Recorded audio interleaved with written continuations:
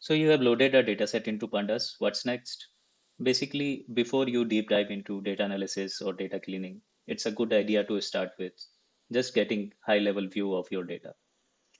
So let's start with first method, which is df.head. It prints top 5 rows, as you can see from the index. We can also do df.tail to get bottom 5 rows.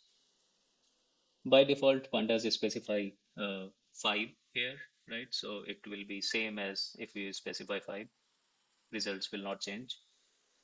But of course, we can reduce the number or increase it, let's say df.head 20. So we get top 20 rows. We can also specify a negative number. So let's take this number. What this does is it gives you all rows except these bottom rows, right? So since our index starts from 0, we get 2 rows. Same thing we can do for df.tail, and we will get bottom 2 rows. But of course, mostly you will not be using these negative numbers. It's just better to go with simply df.head or specify some numbers here. Or if you want bottom rows, simply put df.tail. This negative number was just for your knowledge that, yeah, it's possible to specify negative numbers. Now, we can also get a random sample using df.sample. It gives us 1 row, but of course, 1 row is not sufficient, so we can take 5 or 10. Now, if I put this again,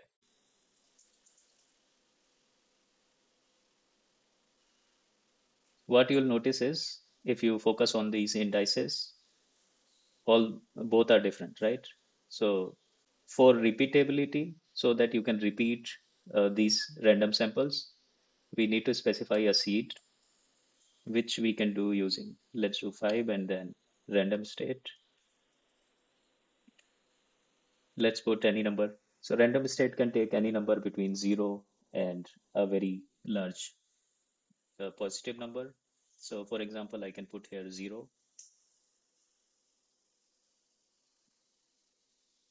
and we get this set of result. If we try to run it again, we should get the same result. So as you can see, we get same results because we have put a seed, and seed value can be either 0 or more. You can also use a number such as 2 to the power 32 minus 1,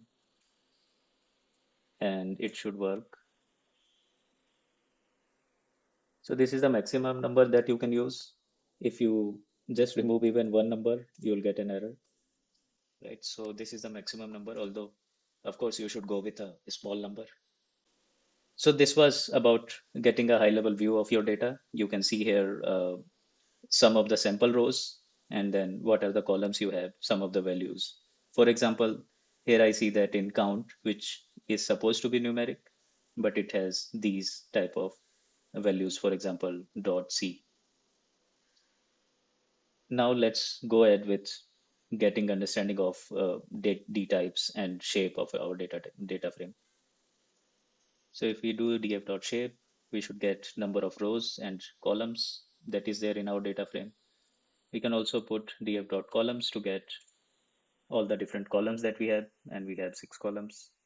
This dtype object is nothing but how pandas is storing this index of these labels.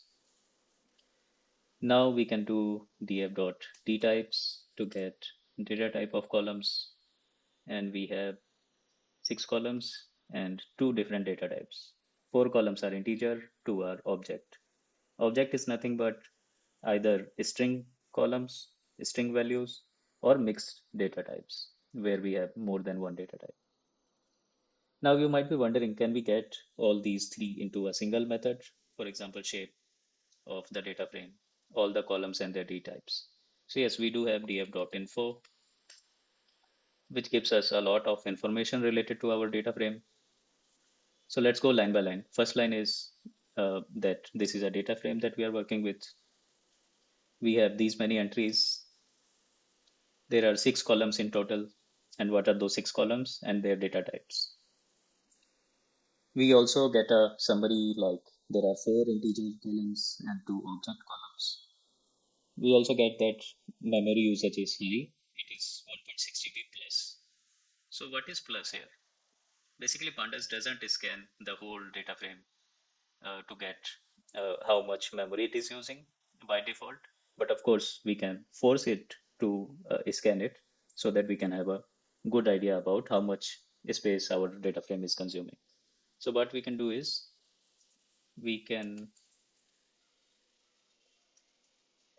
specify a parameter which is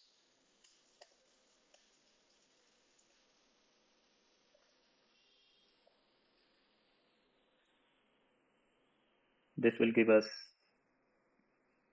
exact memory usage. So yeah, it takes time because it scans the complete data frame. But now we do have memory usages approx 4 GB. But what if we want to know what our each column is consuming? Because I can tell you that they are not same, right? Because generally object consumes a lot more storage than a single D type, for example, integer or string. So if we do df dot memory usage, we should be able to get, and we need to of course specify def equal to true to get actual storage. So now we can see how each columns and index is consuming the space and it is in bytes. But if we want, we can convert it into uh, MB or GB. So let's convert it into MB. So 1024 is how many bytes 1 KB has, and if we multiply it by 2, so that's number of bytes in an MB. So we can see that these are the numbers for each of our columns and index. If you notice, approx 3 GB is consumed by these columns itself, which is area and count, since both are objects, and remaining 1 GB is spread across these columns and index. So this was it. We have covered that before going deep into data analysis or data cleaning, we should get high level view of our data.